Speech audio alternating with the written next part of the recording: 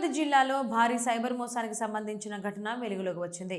Online trading, pre IPO పెట్టుబడుల పేరుతో ఓ private కంపెనీలో పనిచేస్తున్న మహిళా ఉద్యోగిని నుంచి 33.25 లక్షల రూపాయలు కాజేసిన ఘటన కలకలం సృష్టిస్తోంది. ఈ ఘటనకు సంబంధించి తిరుపతి రూరల్ మండలం పుదుపుట్లకు చెందిన బాధితురాలు తిరుపతి సైబర్ క్రైమ్ పోలీసులకు ఫిర్యాదు చేశారు. ఫిర్యాదులు తెలిపిన వివరాల ప్రకారం గుర్తు తెలియని వ్యక్తులు ఫోన్ ద్వారా సంప్రదించి తక్కువ పెట్టుబడితో అధిక లాభాలు వస్తాయని నమ్మబలికినట్లు పేర్కొన్నారు. అనంతరం UHNWIS పేరుతో ఉన్న ఓ మొబైల్ యాప్ను ఫోన్లో ఇన్స్టాల్ చేయించారని తెలిపారు. ప్రారంభ దశలో యాప్లో ట్రేడింగ్ లాభాలను ఎక్కువగా చూపించడం ద్వారా నమ్మకం కలిగించినట్లు వెల్లడించారు. ఆ తర్వాత ప్రీ ఐపీఓ పెట్టుబడుల పేరిట వివిధ బ్యాంక్ ఖాతాల ద్వారా విడతల వారీగా డబ్బులు బదిలీ చేయించుకున్నట్లు బాధితురాలు తెలిపారు.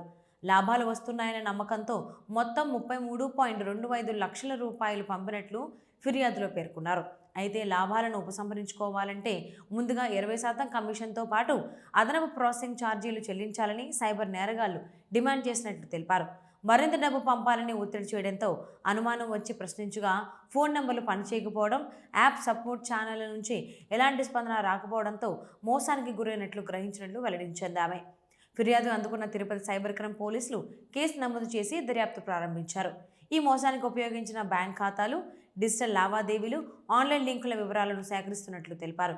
ఆయా ఖాతాల వెనుక ఉన్న వ్యక్తులు, నెట్వర్క్పై లోతైన విచారణ జరుపుతున్నట్లు పోలీసులు పేర్కొన్నారు. ఇలాంటి సైబర్ మోసాల పట్ల ప్రజలు అప్రమత్తంగా ఉండాలని పోలీసులు హెచ్చరించారు. తెలియని యాప్లు, అపరిచిత లింకులను ఇన్స్టాల్ చేయవద్దని, ఆన్లైన్ ట్రేడింగ్లో అధిక లాభాల హామీలను నమ్మకూడదని సూచించారు.